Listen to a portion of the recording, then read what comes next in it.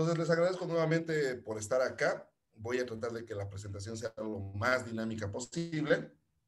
La hemos intitulado a este webinar Diagnóstico de rodamientos mediante vibraciones. Y parece algo un poquito de sentido común. De hecho, para mí lo es.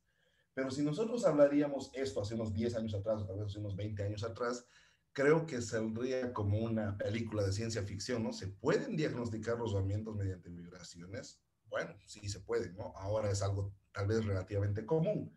Pero todavía en nuestro índole y en la industria boliviana, el tema de que nosotros podamos hacer algún diagnóstico o basarnos en vibraciones para tomar decisiones sigue siendo un tabú, sigue siendo algo que todavía tiene una carga esotérica, ¿no? O sea, como que le creo, no le creo, ¿no? Entonces, la intención de este pequeño webinar es que nosotros podamos fortalecer y decir de dónde estamos sacando esas ideas o por qué confiamos que las vibraciones nos traen información que nos dice si realmente el tratamiento sirve o no sirve, ¿ya? Ya les voy a ir comentando más adelante. Como me presentó Lili, mi nombre es Juan Carlos Salgueiro. Ahí hay un poquito de lo que vengo haciendo hasta el día de hoy. Soy ingeniero mecánico de profesión y obviamente donde más me he desenvuelto es en el tema de análisis de vibraciones. Tengo la categoría 3 por la ISO 14, 18, no, se me ha ido el número enseguida. Bueno, tengo la categoría 3 y obviamente es a lo que me he venido dedicando en este último tiempo. Eh, este último periodo, en este año, el 2020, pese a la pandemia y pese a todas estas situaciones que nos han golpeado un poco a la economía y a la industria boliviana, en Energía y en Adashbo hemos logrado implementar algunos sistemas nuevos para hacer monitoreo y condición, sobre todo en el tema de turbinas. Esta situación todavía sigue siendo un tabú acá en Bolivia. No contamos con las herramientas, no contamos con los técnicos especializados. Entonces ahí es donde nosotros estamos queriendo abrir un poquito el mercado y presentando bajo la línea de Adash algunas herramientas que nos pueden ayudar a diagnosticar de forma más cabal, ¿no? Hace poquito a uno de los ingenieros de acá de Sinergia de Adash lo hemos mandado a certificarse exclusivamente en diagnósticos a turbomáquinas y bueno, estamos empezando ya a traer los resultados al respecto. Entonces, como que quiero comentarles en realidad de que nosotros, más allá de hacer un análisis de vibraciones, estamos tratando de entrarnos a la médula de la máquina para saber qué tiene, cómo está su condición, cómo certificamos su estado, ¿ya? Como les había comentado Lili, bueno, yo también les esfuerzo un poquito, yo trabajo para la empresa Energía, ahí está la página si quieren visitarnos, cienergia.com, y si están en Facebook o les gusta el Facebook, pueden entrarse a facebook.com /adashbo, le dan un like más ahí para que puedan seguirnos un poquito de todas las cosas que venimos haciendo, ¿ya? Como también les comentó Lili, sí Energía es el representante de Adash acá en Bolivia. No les voy a dar mucha charla comercial, pero solo quiero decirles que Adash es una empresa europea que se dedica al monitoreo de condición de plantas nucleares. Entonces, imagínense, después de Chernobyl, tener cuidado con la confiabilidad de los activos es algo muy, pero muy responsable. Entonces, si hay una empresa que puede con eso, créanme que cualquier otro proceso también va a estar cubierto por eso, ¿no? Y nosotros orgullosamente representamos a Adash.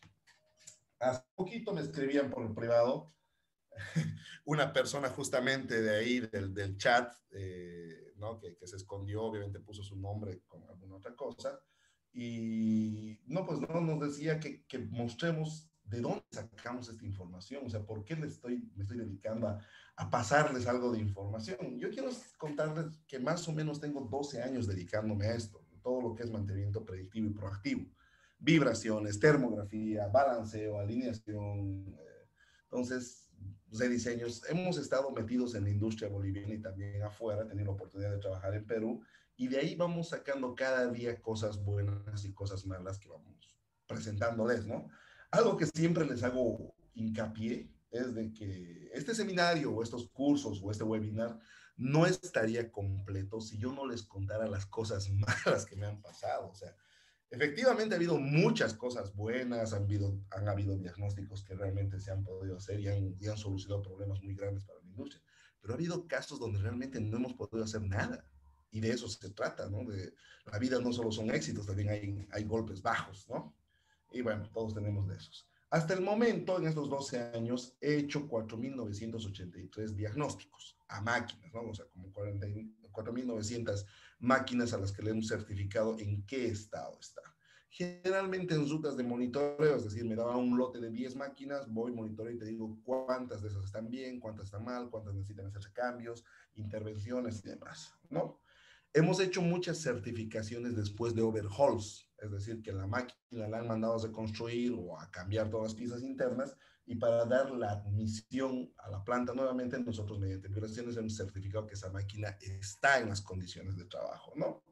161 análisis especiales, de esos análisis que no te dejan dormir, que no solo haces vibraciones, sino tienes que complementar con otras técnicas como análisis de aceite o análisis de vibraciones más avanzados con análisis de fase, ODS, o bueno, BAM-test, frecuencias de respuesta, run up, cost down. Entonces, ha habido casos de esos y muchos se han logrado resolver justamente por el tiempo que le hemos dedicado. Y he estado presente en 9 proyectos de ODS, que son proyectos ya de palabras mayores en cuanto a vibraciones. Pero pese a todo, fíjense, tengo en mi récord, y este año era 16, ahora ha subido a 17 justamente en este último tiempo, máquinas que no he podido diagnosticar, que no hemos encontrado una solución, o en su defecto que hemos diagnosticado una cosa y el problema era otra, ¿ya? Era otro. Entonces, quiero empezar con esta situación de que las vibraciones, cuando están muy, muy bien aplicadas, tienen un 76% de fiabilidad en el diagnóstico. Imagínense eso, ¿no? Ahora, si las aplico mal, obviamente voy a tener muchos, ¿no? Muchos, muchos problemas y menor fiabilidad. Voy a dar un pequeño consejo para los que nos están siguiendo. Les recomiendo que utilicen audífonos. El tema del internet y la saturación a esta hora es increíble, por eso es que no se escucha muy bien si tienen ese problema. O también les pido que no prendan sus cámaras porque eso también consume ancho de banda. ¿Ya? Entonces, volviendo al caso, tengo 17 equipos que no se han podido lograr diagnosticar, o que se han dicho un diagnóstico y llegado el momento abriendo la máquina y el problema era completamente otro. Entonces, les decía que si nosotros hacemos todo lo que dice la norma 184362, esa era la certificación, y nosotros lo seguimos al pie de la letra, tenemos un buen equipo, tenemos un buen criterio, podemos llegar hasta un 76% de fiabilidad en el diagnóstico. Quiero hacer que ese 76 se vuelva un 100%, tengo que aplicar otras técnicas adicionales, técnicas que no son tan estándares, ¿no? Análisis de fase, análisis de órbitas, entonces un poquito más adentrarse en la máquina, y aparte de empezar a complementar con otros estudios. Así que, si bien las vibraciones, pese al número que le estoy dando, que no es tan alentador, la verdad es que nos da una fiabilidad mucho mayor que cualquier otra técnica sola, ¿no? Sobre todo en máquinas rotativas. Bien, ¿qué más? Ahora, uno de los problemas, yo he trabajado, he vivido y he comido de los rodamientos alrededor de 8 años. Entonces, una de las situaciones que se me ha atravesado en el día a día era cuánto tiempo tiene que durar mis rodamientos. Era una pregunta muy cotidiana. Hoy me la han hecho. Me animo a decir que me la hacen como 2 veces a la semana, ¿no? ¿Y cuánto tiempo me va a durar este rodamiento? Es una pregunta muy, pero muy rebuscada, me voy a decir, muy engañosa, ¿no? El otro día hemos nosotros provisto un rodamiento para una chancadora y le hemos ido a entregar y se lo hemos montado y todo, y le hemos hecho vibraciones incluso para certificar que se está dejando bien, y la pregunta obvia era, ¿y cuánto tiempo me va a durar este rodamiento ahora? ¿No? Es una pregunta nuevamente engañosa. Entonces, hay preguntas como esas de que cuánto tiempo debería durar un rodamiento del motor eléctrico, cuánto debería ser un rodamiento del camión, cuándo debería cambiar el rodamiento, y son respuestas que no se pueden dar a priori, ¿no? O sea, no puedo decir, ¿sabes qué? Te va a durar 2 años, porque no sabemos qué va a pasar en esos 2 años, ¿no? Es como cuando les regalamos un juguete al niño y le decimos, niño, no lo vas a perder, o cuándo lo vas a perder, no sabemos, en el momento menos pensado va a suceder, ¿no? Entonces, para evitarnos las sorpresas, lo mejor es monitorear nomás. Bien. Entonces, ante esta situación, uno de los componentes que más cambiamos son los rodamientos. y nos interesaría tener control o poder sobre estos rodamientos para saber cuándo me van a fallar, ¿no es cierto?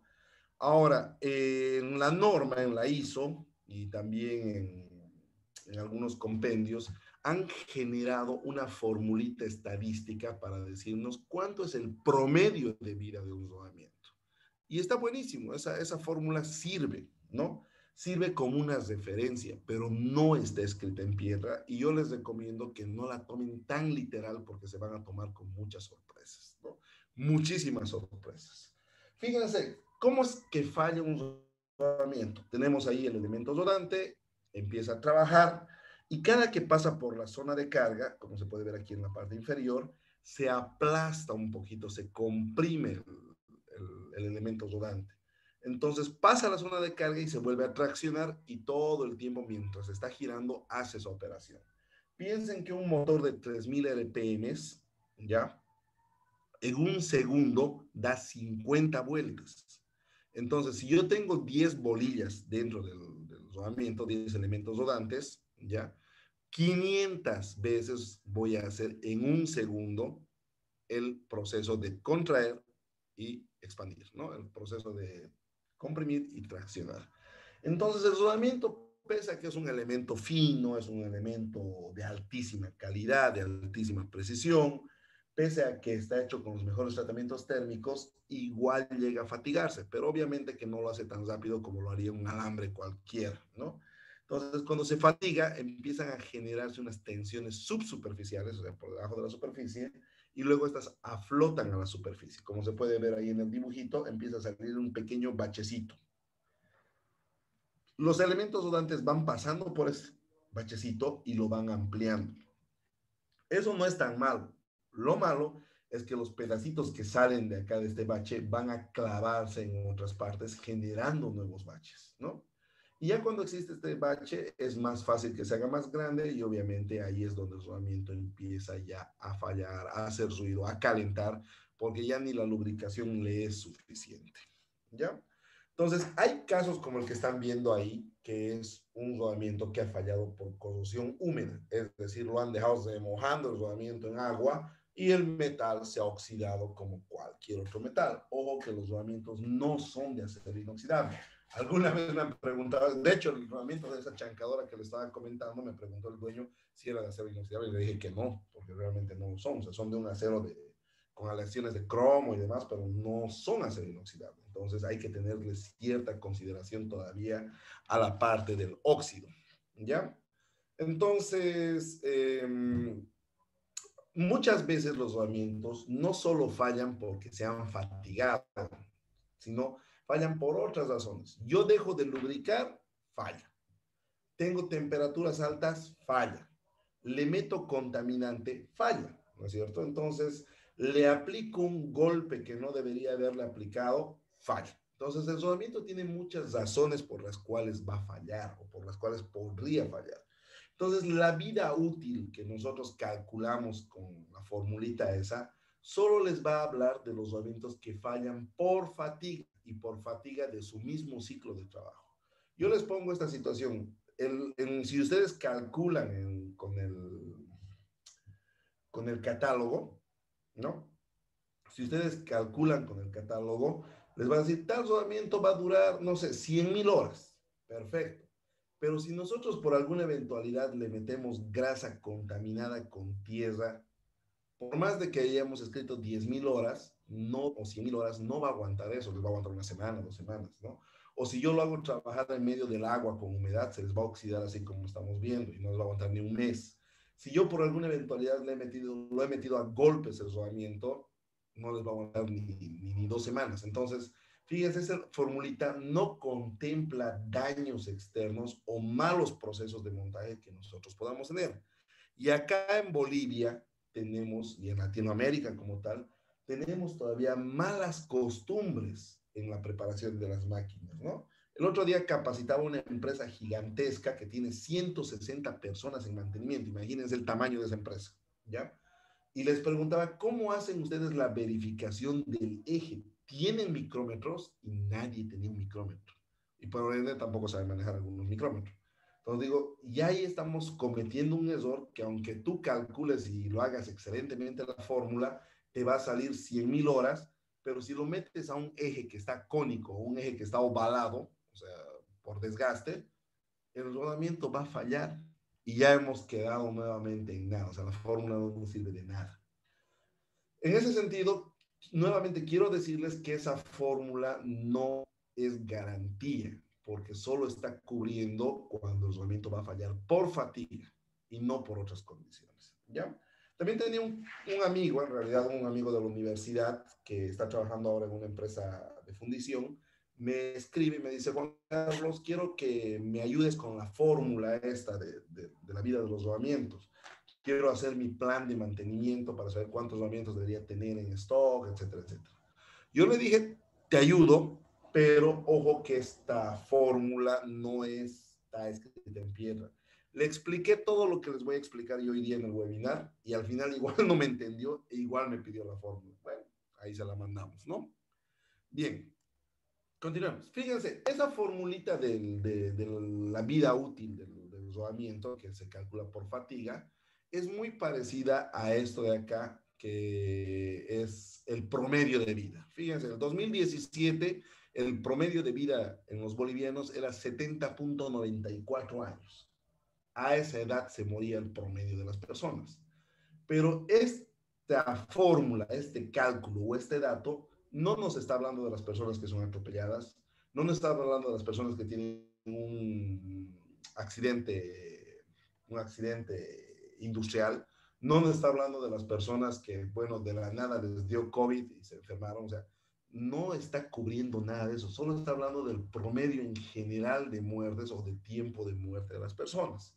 Entonces, más o menos así funciona esa formulita. No significa que nosotros llegamos a los 70.94 años y nos morimos. No va a pasar eso, sino es muy relativo a depende de qué hagamos en nuestra vida. Imagínense, hoy día, por ejemplo, me podía meter dentro de la turbina y ya no estaba dando esta charla, ¿no? Entonces, yo no he cumplido los 70.94 años, pero he tenido un accidente. Y puede pasar, ¿no? Y puede pasar cosas como eso. Bien. Ahora, fíjense lo interesante. Los rodamientos, cuando los fabrican, el fabricante no sabe dónde lo vas a instalar. Este rodamientito que vemos acá, que es un 6304-08, podría trabajar en un laboratorio de centrifugado de sangre o podría trabajar en el motor eléctrico de una zaranda vibratoria. El fabricante lo va a hacer con las mismas características y uno lo va a comprar en una tienda, que hay un montón de tiendas de rodamientos, y va a comprarlo en una tienda y lo va a ir a instalar. Entonces, el fabricante no sabe dónde va a operar.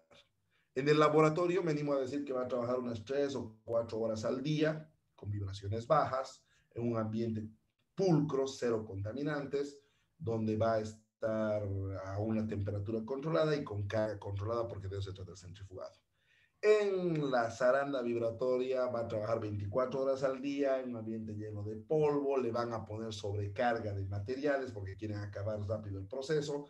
Entonces, el rodamiento va a tener que poder aguantar ambas situaciones. ¿Ven? Entonces, decir que ese rodamiento va a durar 100.000 horas son dos casos muy raros, depende de dónde vayan a trabajar.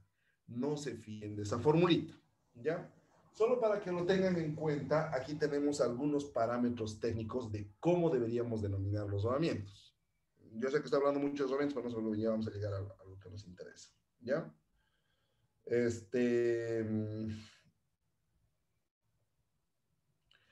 Por ejemplo, aquí nos dice que la temperatura de rodamiento es media entre menos 30 y 110 grados. Ah, interesante, ¿no? Ahorita les voy a contar una anécdota. Es temperatura alta entre menos 20 y 130 grados. Y es baja entre menos 50 y 80 grados. Fíjense, así como lo denominan. Y una vez estaba en empresa minera Manquiri, allá por Potosí, y me dice, ingeniero, quiero que me lo chequee este rodamiento. Mucho está calentando. Yo, claro, no hay ningún problema. ¿A cuánto calienta? Llega, hay días que llegan a 25 grados, me dice. Wow. Acá en Santa Cruz 25 grados es un día frío. Entonces, imagínense para un rodamiento, o sea, no es nada. Aquí tengo rodamientos que están trabajando 80, 90 grados. Esta tablita que les muestro acá es una tabla extraída del manual MAPRO de SKF, de un fabricante de rodamientos. Entonces voy a confiar en eso. Yo les voy a dar mi criterio de esto. No se preocupen mientras el rodamiento no supere 80 grados. Entonces, si llega a 50, 60, tranquilos, no pasa nada. Pero si ya llega a 80, 85, 100, ahí sí me tengo que preocupar. ¿Ya? A tenerlo en cuenta. Y hay otro temita acá, por ejemplo, el tema de las cargas. Los rodamientos vienen con una capacidad de carga, ¿no? Y eso lo tienen en cualquier manual. No sé, 20 toneladas. Si mi rodamiento va a trabajar con 5 toneladas, entonces 20 entre 5, 4. ¿No es cierto? Eh, Ahí, ese 4 estaríamos hablando que es una carga relativamente alta. Entonces, ahí yo puedo decir, mi rodamiento tiene carga alta. ¿Ya? Bueno, esto es un concepto, un dato para que ustedes sepan y se queden tranquilos cuando tenemos el caso de que el rodamiento está empezando a calentar, porque mucha gente dice, el rodamiento está calentado y ya debe estar dañado. Es una verdad a medias que lo vamos a ir deduciendo. ¿Ya? Algunos valores que se han sacado como nominal. eh,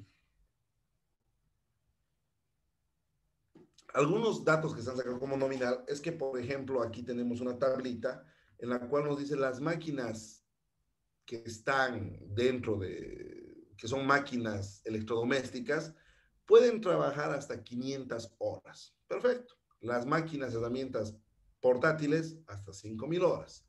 Las máquinas industriales, hasta 10,000 horas o más, obviamente, ¿no? Las máquinas, herramientas como los tornos, hasta 20,000 horas. Y el caso de máquinas de gran tamaño, hasta 100,000 horas. Esta es una tablita nuevamente estándar, como una referencia. Lo bueno es que los electrodomésticos no trabajan 24 horas, por eso esas 500 horas o 1000 horas que pueden llegar a durar se vuelven más largas, se vuelven mucho más extensas. ¿Ya? Bien. En el caso del automotriz, los rodamientos pueden durar ya también en kilómetros. Fíjense, el del automóvil común hasta 200,000 kilómetros y el de un tren bala hasta 3 millones de kilómetros, ¿no? Entonces eso también va a variar dependiendo de la magnitud, del tamaño y demás. Pero nuevamente son valores referenciales, no son valores que están escritos en piedra o que es una ley de que el rodamiento tiene que durar eso. No, muchas veces me ha pasado, como les digo, vengo trabajando muchos años en el tema de... Muchos otros vengo trabajando con este tema y denoto pues esa situación de que agarran y me dicen, quiero una garantía de rodamiento. Es una cosa bien rara que te piden eso. Y yo digo, te doy una contragarantía. O sea, yo te garantizo que el rodamiento va a durar 100,000 horas siempre y cuando tú le hagas vibraciones, le pongas lubricación constante, no hagas cambios imprevistos, no desarmes la máquina, lo montes con el fabricante. Entonces, hay un montón de requisitos que te pueden dar esa garantía, pero así de la nada, en una máquina que está todo desbaratada y vibrando y que tienen problemas constantemente, no puedes darle garantía a un elemento fusible como sería el rodamiento. ¿Ya? Bien. Fíjense, esto de acá es el concepto del ciclo de vida del rodamiento, que desde que montamos un rodamiento, ¿no? Compramos un rodamiento, lo montamos, lo lubricamos, preparamos la máquina para que funcione, empieza a funcionar, lo monitoreamos y lo desmontamos, se vuelve a cumplir. Solo en nosotros queda que el tiempo que dure este ciclo de vida vaya a ser mucho más alto, ¿no? Si nosotros hacemos un mal montaje, el ciclo se reduce. Si hacemos una mala lubricación, el ciclo se reduce. Si hacemos una mala preparación, es decir, no lo alineamos, no lo balanceamos, no nos aseguramos de las holguras, vamos a reducir el ciclo. Y si no controlamos el estado, obviamente no vamos a saber en cuánto se me está reduciendo el ciclo. ¿Ya? Entonces, aquí es donde nace la intención de que nosotros deberíamos diagnosticar los rodamientos, su salud o estado en base a vibraciones. Y eso es lo que vamos a charlar el día de hoy. ¿Ya? Fíjense, acá tenemos unos motores eléctricos en planta y se están utilizando dos equipos ADASH para diagnosticar la salud del rodamiento. Un Lubri y un Vibrio. ¿Ya? ¿Cómo funciona el negocio?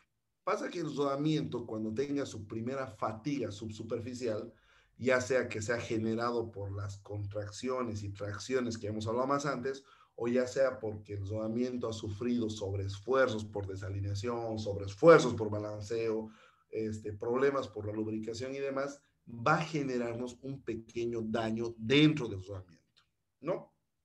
Entonces, ese daño lo vamos a captar nosotros con un sensor y vamos a poder cuantificar para saber cuán dañado está ese rodamiento. ¿Ya? Ahora, ¿cómo hacemos ese proceso? Hay máquinas o elementos o componentes o dispositivos desde los más sencillos, que son los vibrómetros que estamos viendo ahí, hasta más complejos como sistemas de monitoreo online para controlar eso, ¿no? Hoy día me voy a centrar netamente en la parte de los vibrómetros. Entonces, ahí tenemos una gama muy amplia de algunos vibrómetros. Lo único que les voy a sugerir en este caso, cuando ustedes vayan a utilizar un vibrómetro para diagnosticar rodamientos, cuiden lo siguiente. Denme un segundo. No puedo marcar. Ya. Cuiden lo siguiente. Fíjense que acá algunos de estos lápices vibrómetros tienen su medidor de vibraciones o su acelerómetro en la punta, ¿no? Y es como un boligrafito. Eso tengan mucho cuidado porque en realidad es muy sensible. Lo hacen caer y prácticamente ninguno de estos vibrómetros vuelve a funcionar. Yo lo que les sugiero siempre es que tengan un acelerómetro o el medidor como tal afuera y que se conecte por cable. Así es un poquito más estable la medición y obviamente más confiable. ¿Ya? Entonces, cuando nosotros usamos uno de esos vibrómetros, hoy en día vienen con dos resultados a primera vista. Primero que nos muestran, a ver, vamos a ver si está acá. Me voy a adelantar un poquito. Estos vibrómetros vienen con dos resultados. Primero nos muestran un nivel global de vibraciones, o sea, cuánto está vibrando la máquina en general, y en una segunda parte nos dice cuánto está vibrando solo el rodamiento. Tiene su propia escala, sus propias unidades, su propia forma de interpretar, ¿no? Y esta ventanita de acá es la que nosotros tenemos que agarrar y empezar a usarla para poder diagnosticar. Me voy un poquito más atrás de mano. Entonces, fíjense cómo evoluciona la falla de un rodamiento, ¿no? Nosotros detectamos la falla o cuando empieza a ver la primera fatiga subsuperficial, aquí se encuentra o se detecta como un ruido bajo de ultrasonido, ¿no? Ya cuando esta cara o esta pista empieza a granularse un poquito más, nosotros decimos que está comenzando el daño, o sea, va a empezar a descascarillarse el rodamiento, ¿ya? En este punto, un poquito más allá, podemos nosotros ya detectar de que existe el fallo del rodamiento y estar conscientes de que aquí a un tiempo va a fallar ese tema, ¿no? Entonces, nos deja un espacio todavía para que podamos actuar. Si nosotros no hacemos nada, podemos detectar la falla del rodamiento mediante velocidad vibratoria. Entonces, ahí si se dan cuenta, ya el daño es mucho mayor. Si nosotros, pese a eso, no hacemos nada y escuchamos que el rodamiento está sonando y está vibrando y está calentando, entonces ahí es porque el rodamiento ya prácticamente no tiene pista interna, pista de giro, ¿no? Entonces, fíjense, la idea es que nosotros detectemos la falla del rodamiento en este punto y tengamos todo este tiempo para planificar el cambio y no esperar a que pase. Entonces, esta partecita de medir el estado del rodamiento lo vamos a hacer mediante vibraciones y mediante una metodología específica de vibraciones. ¿Ya? Ahora, lamentablemente la norma, la ISO 108163, no nos respalda diagnósticos de vibraciones, no lo hace. ¿Ya? De hecho, en la ISO 108161, en la parte de las definiciones, dice, ¿no? Nosotros no vamos a cubrir rodamientos, o sea, decir que el rodamiento está mal por la norma, ni tampoco engranajes. Eso tienen que verlo de otra forma. Entonces, cada fabricante de analizadores de vibraciones ha tratado de encontrar el modelo matemático que diagnostique más antes la falla en rodamientos. Y fíjense, aquí ha salido un montón de alternativas que en realidad se han ido fortaleciendo para cada marca. Por ejemplo, SKF en sus equipos Microlock, los que hacen vibraciones, utilizan la famosa envolvente de aceleración, que personalmente considero que es una muy buena técnica porque ayuda a diagnosticar los rodamientos con fallas muy tempranas. Hay otra marca alemana que maneja una unidad que se llama BCU, creo. Ya, la verdad que me ha pasado, he visto que ese BCU mostraba niveles normales cuando su ambiente está totalmente destrozado. Ahí a esa no le tengo mucha fe. Pero hay otros, el Peak View, ¿no? El HFD, el SPM. Entonces hay un montón de algoritmos que se han creado para tratar de diagnosticar, ¿no? Como nosotros trabajamos con ADASH, ellos trabajan con un algoritmo que se denomina la demodulación de aceleración, que en líneas generales, y aunque me moleste y me duele un poquito, es una forma distinta de ver la envolvente de aceleración, pero básicamente es la misma envolvente, ¿no? Entonces, fíjese, ahí tenemos nosotros una onda de tiempo donde se muestra, eh, vamos a tratar de rayar aquí, no puedo. Ya, donde se muestra impactos. ¿Qué significa? Que cuando hay una cascarilla dentro del rodamiento, hay un pequeño bache, ¿no? Pasa el elemento rodante y golpea. Y ahí tenemos eso que parece como un latido del corazón, ¿no es cierto? Cada que pasa un elemento rodante va a generar esto. Entonces, lo que hace el envolvente es lanzar una pequeña capa, se puede decir, que envuelva justamente esta situación para que nosotros magnifiquemos esos impactos y los podamos ver. No se olviden que la energía dentro de su ambiente es bastante pequeña, entonces estos impactos no se logran ver bien, se confunden entre el ruido. Entonces nosotros tenemos que buscar una forma de aislar el ruido y solo ver el impacto. ¿Ya? Bien. Esta es la de Adash. Adash ha hecho bastantes pruebas con sus algoritmos donde define, aquí tengo las velocidades y aquí tengo las amplitudes. Si es que nosotros pasamos la línea amarilla, ten cuidado, si pasamos la línea roja, el rodamiento ya está dañado. Y justamente de aquí saca las demodulaciones para que nosotros hagamos las comparaciones. ¿Ya? Voy a responder lo que me dice Zonal Echada. Zonal, qué buen gusto, lo estoy esperando. Dijo que iba a venir a visitarme a la oficina cuando estábamos en pandemia. Nunca vino. Bueno, dice, para implementar las estrategias de MCB y por consecuencia RCM, parte de ello las vibraciones, esta implica que tenga un plan de mantenimiento antes y directamente saltas a análisis de vibraciones. Mismo que en muchos casos esta técnica no es aprovechada sin implementar las técnicas posteriores. Gracias. Bien, gracias, Zonal, por el comentario. Efectivamente, lo que dice Zonal tiene mucho sentido. Yo no puedo entrarme directamente a las vibraciones. O sea, no puedo agarrar y no tengo ningún plan, no tengo ni siquiera planificado hacer nada y me voy a ir directamente a comprar un equipo y voy a tratar de que me solucione o que las vibraciones me hagan mi gestión de mantenimiento. En realidad, esto es parte de todo un sistema. Yo les voy a comentar que para este sector de diagnóstico de rodamientos, nosotros podemos trabajar sin necesidad. Dame un segundo, por favor. Ahora sí. Nosotros podríamos trabajar sin necesidad. No es que les recomiende no tener un plan. En realidad, nosotros sí podemos agarrar y trabajar de forma operacional. Es decir, indistintamente que yo esté creando mi plan de mantenimiento, que yo esté implementando un RCM, un TPM o cualquier otra estrategia de mantenimiento, puedo ir avanzando paralelamente en conocer el diagnóstico de mis máquinas. Aquí incurrimos en todo caso en un error que muchas veces dicen, primero haré esto y después haré lo otro. Y como no terminan de hacerlo primero, nunca llegan a lo segundo y nos privamos de ciertas cosas. Le voy a comentar algo interesante, Ronald, aprovechando su comentario, es de que he conocido plantas donde no existe el departamento de mantenimiento, no existe jefe de mantenimiento y de hecho cada que necesitan hacer intervenciones grandes subcontratan o cuando tienen que hacer mantenimientos relativamente pequeños, ellos mismos se hacen los operadores, ¿no?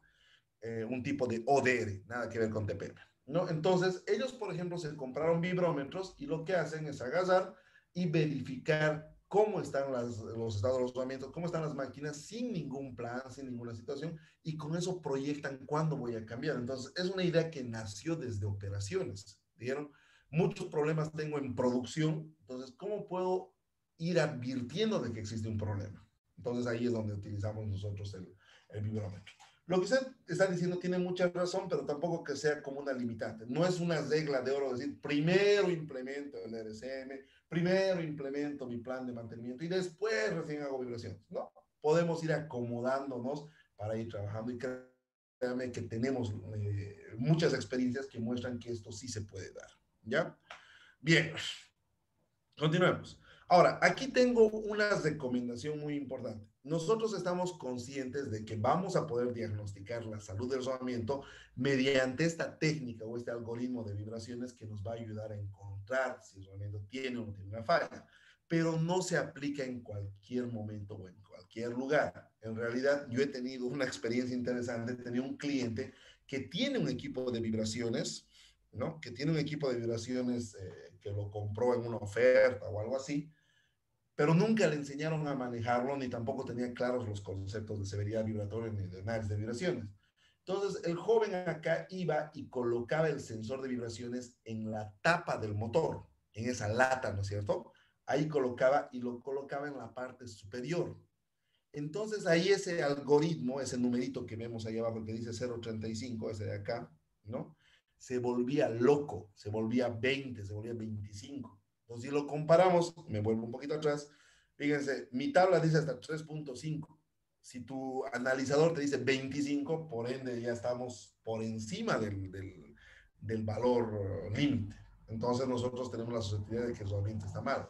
Entonces este joven agarraba y decía, no, el rodamiento está dañado, cambien de rodamiento. Entonces muchas veces agarraban, desarmaban el motor, sacaban y el rodamiento estaba en perfectas condiciones. Y ahí la gente empezó a perder la fe por las vibraciones. Dicen, no, ese equipo no sirve o nuestro diagnosticador no sirve, nos hacen desarmar, pero el rodamiento está bien. Es que ahí estábamos incurriendo en un problema específico que era el mal manejo y la mala medición e interpretación de los datos. Aquí les doy el primer tip. Cuando vamos a medir el estado del rodamiento, tienen que centrarse en la zona de carga. El rodamiento, cuando está trabajando en la parte inferior, tiene tiene cuando está trabajando, tiene una zona en la parte inferior donde se acumula todo el peso de la máquina, se acumulan las reacciones. Entonces es el punto más indicado para que nosotros podamos tomar vibraciones, ¿no? Para que nosotros podamos sacar y verificar si es que hay algún punto que realmente no esté trabajando bien. Eso es el primer dato. Y el segundo dato es que tengo que hacerlo en la parte más rígida de la máquina y lo más cercano al rodamiento. Si yo lo hago en una lata o en una tapa, obviamente que los niveles que estoy midiendo no me sirven de nada, ¿ya? Eso tenemos que nosotros considerar, por favor, y tenganlo en cuenta para futuros trabajos. Entonces, aquí mostramos un poquito el tema. Ahí tenemos un rodamiento que no tiene ningún defecto, que está trabajando bien. Lo que ven con azulito es un ruido y la envolvente, cuando lo envuelve, también envuelve solo el ruido. Pero cuando tenemos una muesquita o un bache, se genera la pulsación, ¿no? Lo que os he dicho, un impacto, ¿ya? Entonces la envolvente envuelve este impacto y nos muestra acá unos piquitos en el dominio de la frecuencia que ya pueden denominarse una frecuencia de falla de rodamiento. Si nosotros no haríamos este proceso de la envolvente, no veríamos absolutamente nada y simplemente nos dejaríamos de que el rodamiento falle y recién nos enteraríamos, ¿no? Entonces, la técnica de la envolvente lo que hace es agarrar un espectro común y corriente de vibraciones, le hace un corte, ¿no? Nos muestra solo las partes donde puede fallar o donde se manifiestan las fallas de rodamiento, le hace una demodulación y ya nos muestra como un zoom para ver si nosotros tenemos un problema o no. Si estos picos existen, hay un problema. Si no hay esos picos, no hay ningún problema, ¿ya?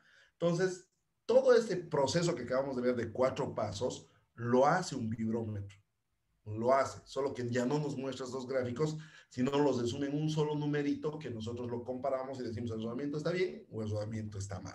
Ya con un analizador de vibraciones mucho más grande, obviamente que podemos verlos estos gráficos de acá, ¿ya?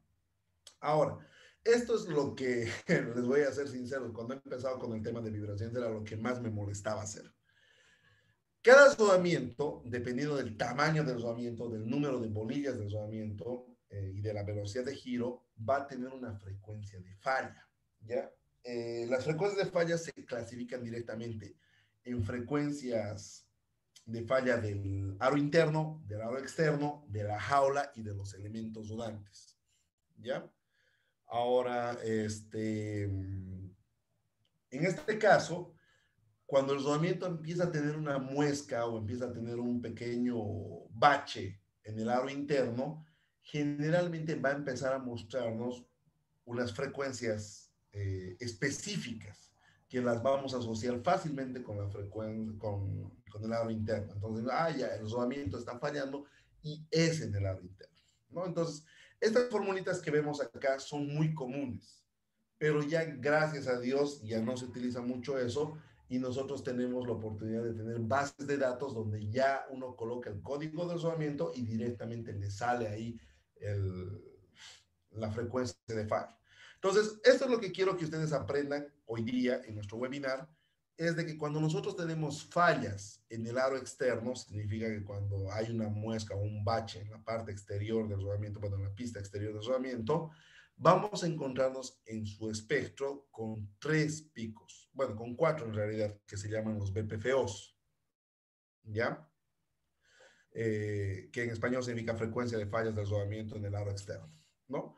Pero cuando nosotros tengamos un detalle o una muesca en la pista interna, me voy a topar igual con 4 picos, pero estos picos van a tener unas bandas laterales, le llamamos a esto, ¿no? Y eso directamente me asocia a un problema de aro interno. Les voy a pedir que pongan mucha, pero mucha atención en esta parte, porque esto es lo que les voy a preguntar al final de la clase para regalarles las medias becas.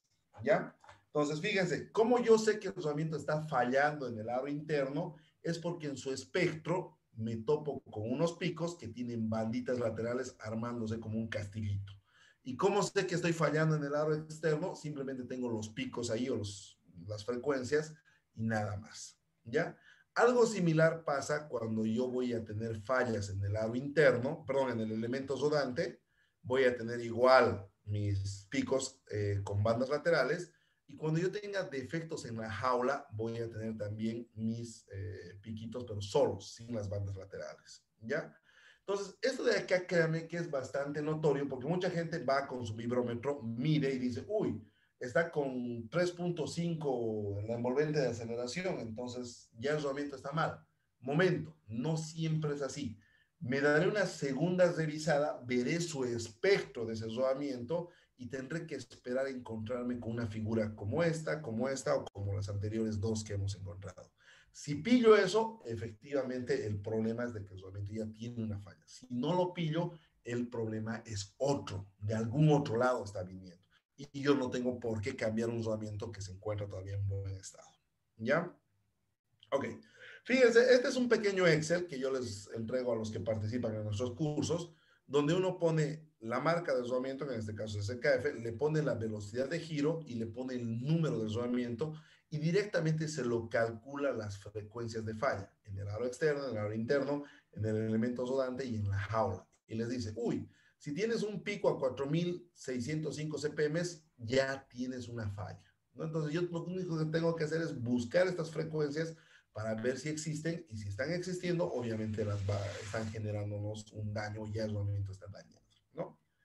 Entonces, aquí es importante mostrar esto, ¿no? Fíjense aquí en el lado interno, en ese triángulo verde que se está mostrando, ¿no? Ahí puedo presentar la falla. Mientras estoy dando una vuelta, ¿cuántas veces ha golpeado? Tiene mucha relación con el número de elementos rodantes y con el diámetro que tengo, ¿no?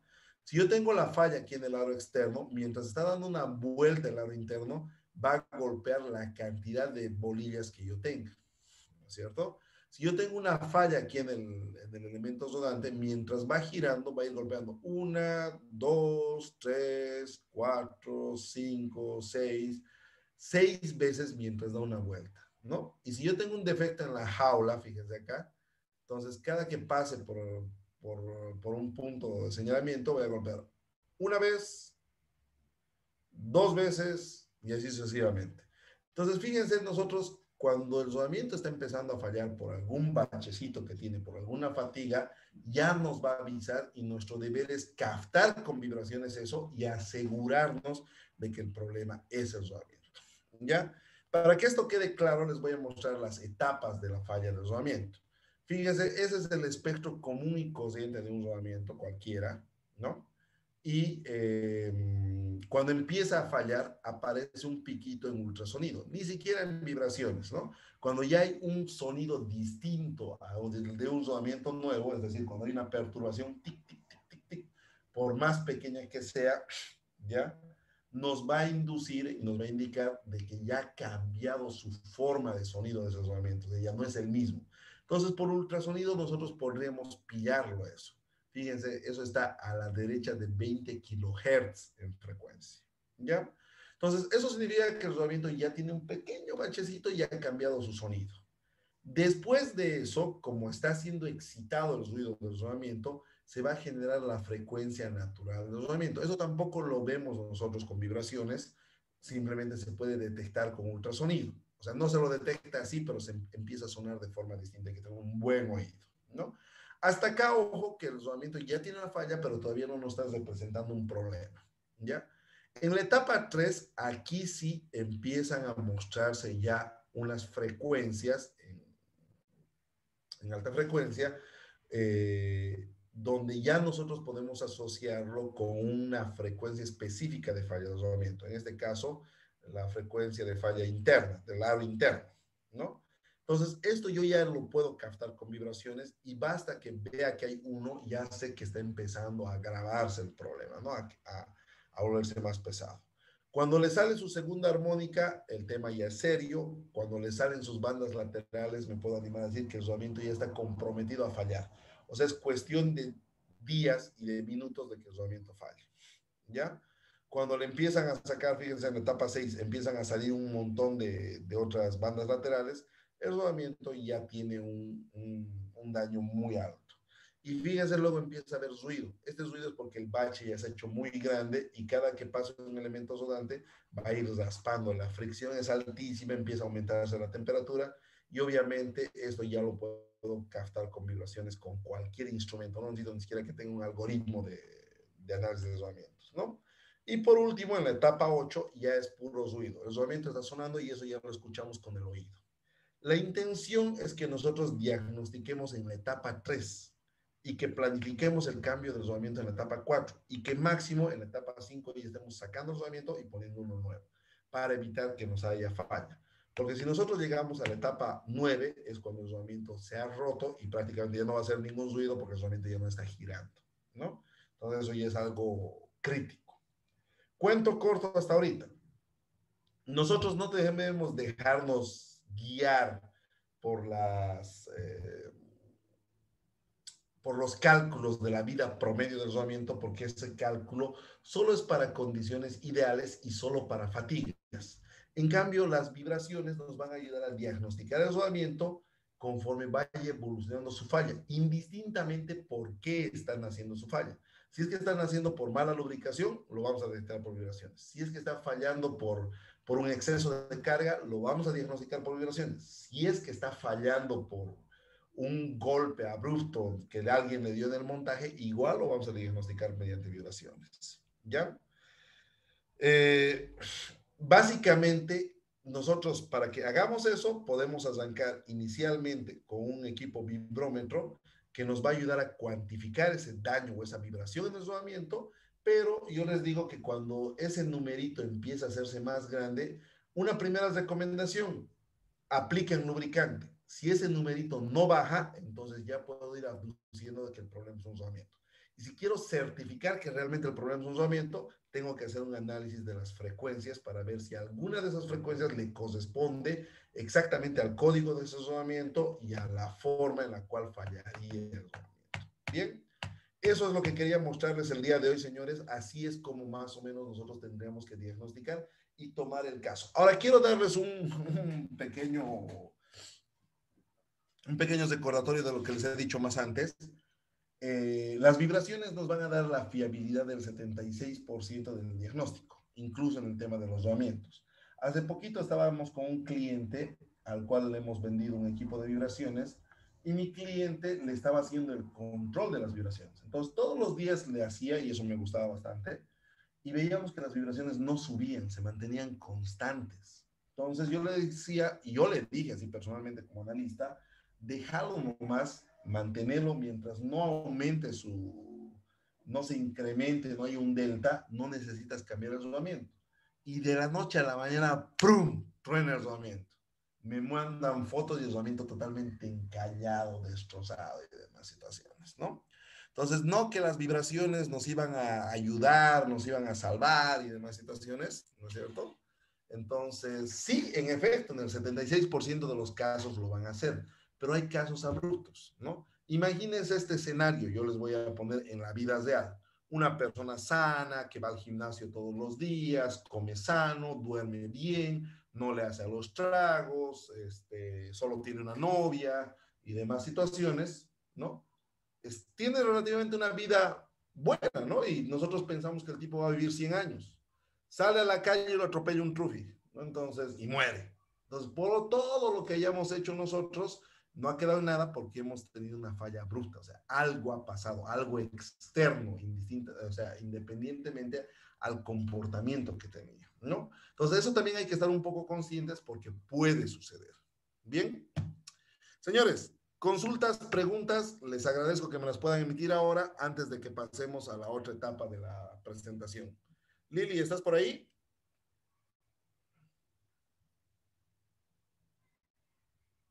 Sí, Inge, justamente estoy enviando el link a la parte del chat para que todos aquellos que quieran solicitar info de nuestro curso puedan pues darle clic al enlace y solicitar. Bueno, anteriormente creo que ya dejé un link, ese link está erróneo. Aquí voy dejando nuevamente el link para que puedan solicitar la información completa. Perfecto. ¿Qué hacemos, Lili? No hubiera más preguntas, alguien No. que tenga consultas, pueden aprovechar, este es el momento. Alguien que quiera levantar la mano y hacer una consulta directa al ingeniero, igual se le puede habilitar. Ok, ahí tenemos a Rolando Cruz. Bueno, solo puede activar su audio, su micrófono, y adelante con su consulta.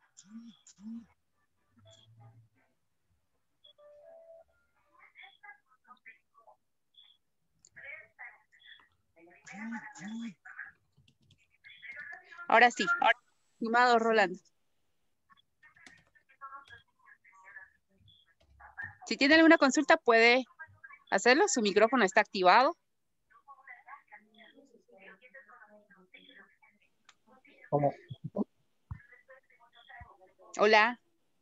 Hola, hola. ¿Me Ahora escuchas? sí, lo escuchamos. Mira, Inge, tengo una pregunta eh, sobre, digamos, cuando queremos, digamos, diagnosticar, digamos, el rodamiento, digamos, de una cierta máquina con ese equipo. Sabemos que cuando está en funcionamiento una máquina o un sistema de maquinaria, digamos, en esa zona existe un- mucho ruido, o sea, gran cantidad de ruido. Entonces, yo quisiera saber cómo con el equipo, con ese vibrómetro, cómo es que aísla de todos esos otros ruidos externos y aislar, digamos, el rodamiento, solamente el rodamiento. Le Nada más. agradezco por su pregunta, Solando. Es interesante y no es la primera vez que me están haciendo esa consulta. Quiero que tengamos en cuenta primero algo muy importante. Ruido es muy, pero muy distinto a vibración. Muy distinto, ¿ya? Entonces, muchas veces asociamos nosotros el ruido a la vibración o al estado de la máquina. La verdad que el ruido es una forma de emitir energía y no necesariamente representa el estado de la máquina. Obviamente que cuando existe mucho ruido es porque la máquina ya tiene un problema. Ahora, en el caso de las vibraciones como tal, cuando nosotros apegamos el sensor donde vamos a medir, al rodamiento que le vamos a diagnosticar, siempre lo colocamos en el punto más cercano y más rígido a ese rodamiento. El sistema capta la vibración y denota en qué frecuencias va a mostrar las fallas del rodamiento, o sea, no lo muestra en cualquier lado. Es decir, un 6310, por ejemplo, trabaja entre 50.000 y 70.000 CPM, su frecuencia de falla. Entonces, el equipito lo que hace es ubicar ese rango de frecuencias y buscar si en ese punto hay alguna excitación que podría deberse a una falla de rodamiento. Si no encuentra nada, le va a mostrar un número bajo. Y si encuentra algo, le va a mostrar un número alto. Entonces, empezando con este tema, el vibrómetro actúa de forma muy distinta que un copio o que un analizador de ruidos. Lo que hace es captar el movimiento vibratorio. Y mientras más cercano lo pongamos nosotros al rodamiento, va a captar solo de ese rodamiento y va a filtrar todo el resto de los otros ruidos. Como esa máquina donde estamos midiendo tiene una sola velocidad, una sola carga y una sola, ¿cómo se puede decir? Una sola característica constructiva, su vibración y su patrón de vibraciones es muy distinto a las de las otras máquinas. Entonces nosotros vamos a poder identificarlo fácilmente y esto se puede ver más claramente con un equipo de espectro de vibraciones. Pero con estos vibrómetros también se puede lograr. Lo único malo del vibrómetro es que nos va a dar un valor alto y tenemos que hacer 2 o 3 pruebitas más para cerciorarnos de que es problema de resonamiento o no. Generalmente hay que verificar el tema de lubricación, porque cuando uno le echa lubricante baja ese nivel, o tenemos que agarrar y hacerle un seguimiento, una tendencia para ver si ese nivel está creciendo o no está creciendo. ¿Ya? Muchísimas gracias, don Solando, y espero que haya podido responder su pregunta. Tengo 2 preguntas, una de Joel Toses y otra de Álvaro Pérez, que la voy a responder ahora. Joel nos dice, ¿las vibraciones con el método milímetros por segundo es apta para todas las máquinas? Muy buena pregunta, Joel. En realidad, no es un método de milímetros por segundo, sino es una forma de expresar las vibraciones. Se llama velocidad vibratoria y en realidad sí se puede aplicar a la mayoría de las máquinas rotativas, ¿no? Excluyendo las máquinas reciprocantes, las de desplazamiento positivo, excluyendo máquinas alternativas y demás. En las rotativas sí podemos utilizar eso, siempre y cuando la norma con la que vayamos a usar de referencia implique estas, ¿no? La ISO 108163, por ejemplo, le puede ser muy útil para utilizar la velocidad vibratoria, sobre todo si está medido en RMS, y le va a poder cubrir un rango de entre 15 kilovatios y 50 megavatios en potencias y en velocidades desde 120 RPM hasta 15.000, hasta 16.000 RPM. Cualquier máquina que esté en los rangos que le he mencionado va a poder cubrirse y diagnosticarse mediante este tipo de mediciones. ¿Ya? Álvaro nos pregunta, ¿cómo aplicar el lubricante adecuado en un rodamiento como EP2, EP3? Por favor, si puede sacarme de esa duda. Interesante pregunta, Álvaro, y yo le voy a responder de la forma más, no sé, más moderna posible.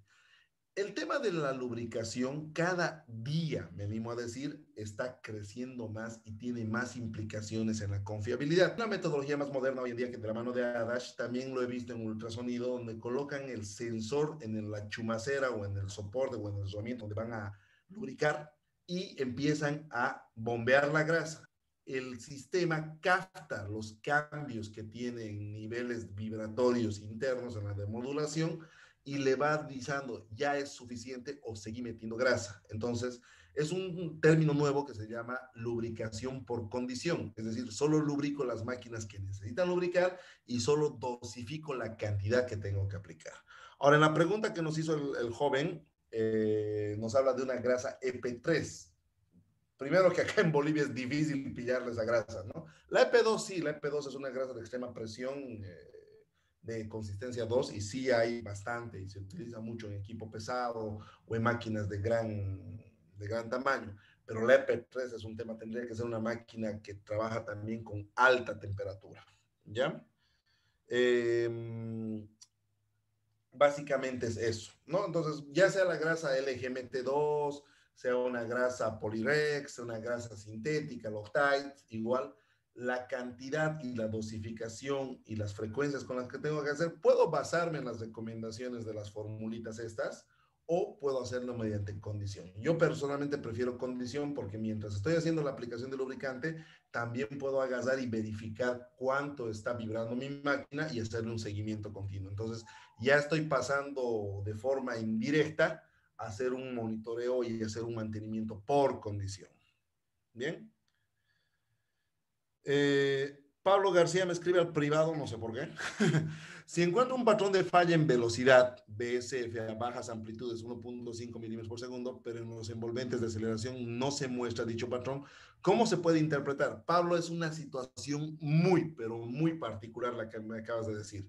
Me acabas de describir que nosotros encontraríamos la frecuencia de falla del rodamiento del elemento rodante ya en un estatus de medición de velocidad de vibración, pero no lo encontramos en el envolvente. O sea, es algo que no debería suceder, digamos, ¿no? Salvo que en el envolvente se haya tapado ya por el ruido, porque a veces sucede eso, tiene tanto ruido el sistema, tanta contaminación, que realmente ya las frecuencias de falla de rozamiento no logran verse y nos queda solo verlo dentro del espectro de vibraciones, pero ahí ya le sale con 1.5 milímetros por segundo, que no es un valor muy alto. La situación es bien atípica, pero si llegara a pasar esta situación, nosotros deberíamos hacer un seguimiento solo de esa frecuencia para ver si está creciendo en el tiempo. Si usted la ha detectado en la mañana, véalo en la tarde. Si ese 1.5 se ha vuelto 1.6, ya me preocuparía. Si dentro de una semana sigue en 1.5, se reduce, no tendría ningún problema. Puede ser de que ese BSF o esa frecuencia de falla del elemento rodante no sea exactamente de ahí, sino esté proveniendo de otra máquina. A veces sucede. Entonces, como garantía, me animo a decir, o como complemento, nosotros tendríamos que tener el valor del envolvente alto, en el espectro encontrarme con frecuencias de falla y ruido, y ya después de un tiempo encontrármelo en el espectro de velocidad vibratoria, debería poder encontrármelo con esas frecuencias de falla. Si cumplen las tres cosas, mi rodamiento está mal. Pero si solo me está cumpliendo la última, es un poco raro, ¿no? Tal vez tendría que hacer un análisis más adecuado, ¿ya? Marcelo dice, ¿cuál es la diferencia entre velocidad vibratoria y aceleración vibratoria? ¿Qué diagnóstica te da ambos parámetros en cuanto a los rodamientos? Bien, ambas situaciones, bueno, ambas mediciones están midiendo igual la vibración de la máquina, ¿no? Solo que lo estamos midiendo en, me animo a decir, unidades distintas, es así, pero estamos hablando de la misma vibración. El tema de que la velocidad vibratoria es que me va a poder diagnosticar y encontrar fallas a baja y media frecuencia.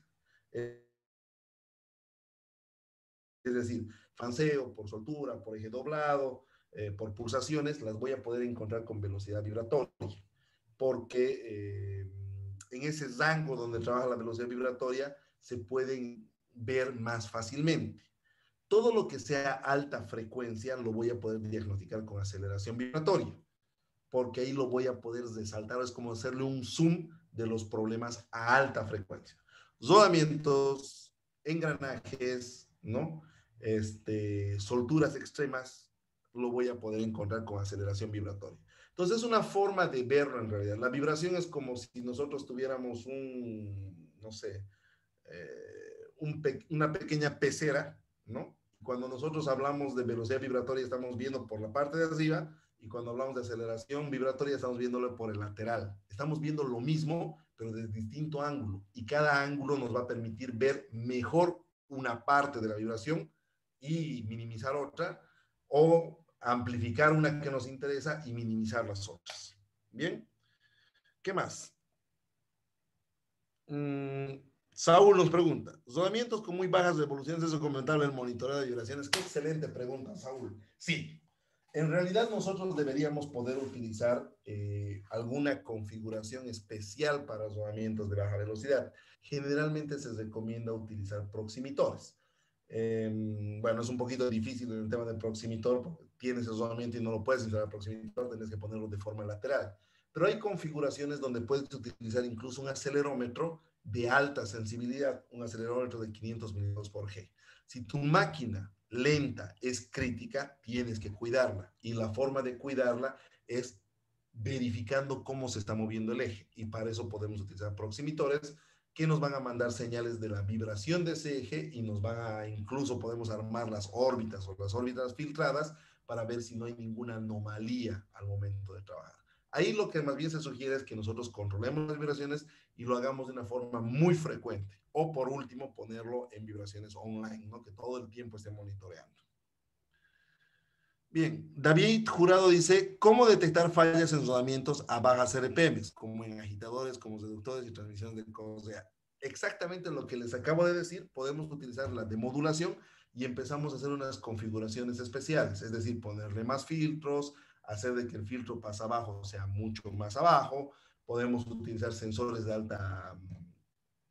alta sensibilidad y también hacer de que los monitoreos sean mucho más frecuentes, crearnos una firma mecánica y ver que todo el tema de la firma se vaya manteniendo o se vaya vayamos creciendo o no está creciendo. O sea, ser muy firmes con el tema de la tendencia. ¿Ya? Misael dice, por fugas de corriente en los rodamientos de motores, ¿podríamos encontrar problemas relacionados en flujo de corriente que existe? Sí, en realidad, Misael. De hecho, en el tema de vibraciones lo vas a captar por dos partes. Primero, de que cuando hay fuga de corrientes, ya sea por un variador de frecuencia, por el tema de mala atezación o por algún problema eléctrico, sí o sí pasa por los rodamientos. Entonces, el rodamiento queda marcado ahí, ¿no? Y al dañarse, generalmente daña los elementos rodantes y daña la pista externa. Entonces, muy probablemente cuando vos coloques el sensor de vibraciones y saques el espectro de la envolvente de aceleración o de la demodulación de aceleración, vas a encontrarte con frecuencias de fallo del rodamiento, perdón, del elemento rodante y del aro externo. Entonces, eso te va a inducir de que el problema tiene un problema. Ya cuando saques el rodamiento y veas la característica de la falla, lo vas a asociar con fugas. Pero si no quiero hacer eso, existe una metodología en ADASH que se llama el MSCA, que es el diagnóstico de motores eléctricos, donde nosotros utilizamos una pinza amperimétrica y los sensores de vibraciones y tratamos de correlacionar la corriente como tal con las vibraciones y se pueden detectar si es que hay algunas fugas que están pasando por el rodamiento, con el deslizado de torque y demás. Y nosotros podríamos diagnosticar ya sin sacar el rodamiento de que efectivamente el rodamiento está fallando por una fuga, ¿no? Pero hay que cumplir con ciertos antecedentes antes, o sea, realmente saber que mi rodamiento no es aislado, de que tengo un variador de frecuencia, de que mi atezamiento es pésimo, entonces como que nos atribuye eso. Lo otro es nomás hacer un análisis causa-raíz y realmente ver por qué falló el rodamiento con o sin vibraciones. ¿Ya? Bien. Don Zona Pimentel nos dice, ¿qué tipo de grasa sugiere para un rodamiento de motores eléctricos que tiene un calentamiento del rotor hasta 50 grados, que para mí es poco, y trabaja a más de 3000 RPM? No le creo, debe trabajar a 3000. Pero justamente esto hablaba con uno de mis colegas que está aquí en la sala. Él es un experto en lubricación, es MLE, del ICML, y tiene MLA1, MLA2 y todas las certificaciones internacionales en lubricación. Yo confío bastante en él. Y él me hizo una recomendación clara y concisa. Utilizar una grasa, obviamente hay que calcular la viscosidad de todo eso, pero hay que utilizar una grasa que tenga un jabón o un espesante en todo caso, que sea de poliurea o que sea de complejo de calcio. ¿Por qué? Porque cuando por alguna eventualidad esa grasa se entra al motor, evitemos de que haga cortocircuito y que se queme el motor, ¿no? Entonces, yo teniendo esas grasas que les he mencionado, básicamente, si se entraran por alguna eventualidad, no me van a generar quemaduras del motor. Pero estén conscientes que esas grasas cuestan un poquito más que las estándares, esas de 5 pesos que venden en las ferreterías, obviamente, ¿no? Ahora, yo soy de gustos un poquito más, no sé si decirle caros, pero yo, por ejemplo, cuando me ponen, a mí me asignan un motor, yo le voy a poner grasa sintética. Obviamente una grasa dieléctrica y sintética. Con eso yo me olvido, o sea, yo sé que no va a fallar. Pero fíjense que un botecito de grasa de 80 ml sintética y dieléctrica cuesta alrededor de 150 bolivianos. Y la gente está acostumbrada a comprarse 1 kilo de grasa en 30 pesos. Entonces, hay una diferencia, ¿no? Si mi máquina es muy crítica, yo la tengo que cuidar como tal, ¿no? Espero que les sirva eso. Vamos a ver, ¿qué más? Zené dice, por ejemplo, en el exhaustor de vibración tiene que ser igual en ambos lados, lado motor y lado exhaustor. La vibración no necesariamente tiene que ser igual, pero tiene que estar en ambos casos menor que los que nos pide la norma, ¿no? Generalmente pasa que en el lado del rotor, donde está el impulsor, en general tiene mayor vibración porque el impulsor hace más trabajo, ¿no? Puede ser desbalanceado y puede tener cierto grado de vibración. No tiene que ser igual, pero ambos tienen que ser menores a los que les exige la norma o los que les exige el fabricante de la máquina, ¿ya? Y por último, Misael dice, ¿por qué el análisis de vibración en turbomáquinas es distinto a su análisis que una máquina de rotatividad común? Muy interesante su pregunta, Misael. Quisiera traerlo a mi experto de turbomáquinas para responder. Pero en realidad le voy a dar 2 tips así cortitos y rápidos. En la turbomáquina, como nosotros estamos trabajando con fluidos, uno de los puntos que nos interesa diagnosticar es cómo está moviéndose el eje dentro de su buje, porque ahí trabajan con unos cojinetes, no trabajan con rodamientos, algunos trabajan con rodamientos, pero nos interesa saber cómo está moviéndose el eje.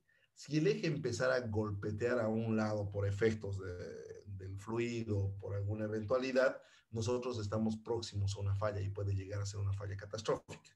Entonces se utiliza un método ahí que se llama el center line, ¿no? Es un diagrama específico en el cual nosotros vamos a poder ver cómo se está moviendo el eje con respecto a su línea de centro y cuán desfasado está.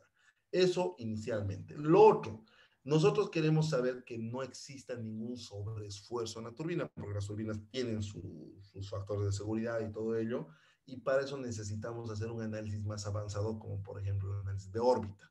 En un ventilador común o en una bomba el análisis de órbita no nos sirve de nada, pero en una turbomáquina nos puede decir cómo se está afectando los esfuerzos dentro del buje y en el eje en función a la carga que tiene esa turbomáquina. ¿Ya? Espero que con eso le haya podido aclarar, estimado Misael. Son poquitos, pero hay un montón de datos más que hacen de que efectivamente un análisis de turbomáquinas cueste como 30 veces el análisis de una máquina común. Se hacen más cosas, se hacen más estudios, se verifican muchos más parámetros y se trata de controlar. El otro tema es de que las turbomáquinas pueden vibrar a vibraciones altas que no son destructivas. Entonces, ahí en la turbomáquina no la mata la amplitud de vibración, sino la mata la forma o el patrón de cómo está vibrando. Bien. ¿Algún manual que aconseje para vibraciones de rodamientos? Manuales no van a pillar, pero, o sea, un manual que habla exclusivamente de rodamiento, de vibraciones de rodamientos, no lo van a encontrar. La mayoría les va a inducir a lo que nosotros estamos hablando ya de encontrar las frecuencias de falla o de calcular las frecuencias de falla. Yo les puedo recomendar en todo caso el Dr. Bering de NSK, una revista que sacó NSK, un artículo donde muestra muchas, pero muchas fallas de rodamientos por distintos casos, casi ninguno vibraciones, ¿no? Y lo pueden complementar con algún libro de diagnóstico de vibraciones como el AMAC, ¿no? Ese es bastante bueno. Vibraciones de categoría 1. Ahí van a encontrar un acápite exclusivo de cómo se diagnostican los rodamientos. Pero se van a encontrar con estos dos escenarios posiblemente. Nuestro seminario tiene mucha información práctica, todo lo hemos recopilado de nuestro diario vivir. No se olviden que cada día nosotros hacemos análisis de vibraciones. Entonces, hay muchos aspectos que lo estamos empezando a controlar, a cuantificar, a clasificar, y esa información es la que queremos darles bien cernidita. Créanme, a mí cuando he empezado con este tema como prestador de servicios, se me ha hecho complicadísimo. En 2 años, recién he creado una metodología para poder implementar un programa de mantenimiento predictivo. Ya lo que a mí me ha tomado 2 años, no tiene que tomarles 2 años a ustedes. Quiero que en 2 días se los pueda plasmar todos los pros y los contras y hacerles que el camino sea fácil. Les vamos a dar un montón de información como para que ustedes puedan incluso crear sus propias planillas. Incluso les voy a pasar el software de Adash para que ustedes puedan manejarlo y ahí vayan administrando sus procesos de severidad vibratoria. Entonces, créanme que es bastante aplicable el curso y vamos a tratar mucho también con el tema de las normas. O sea, ¿con qué norma voy a trabajar? Mejor trabajo con referencia, mejor trabajo con el fabricante, hasta cuándo voy a seguir usando las normas, y todo eso está dentro de lo que nosotros vamos a ir manejando. ¿Ya? Señores, les agradezco por su tiempo y cualquier cosita estamos para servirles.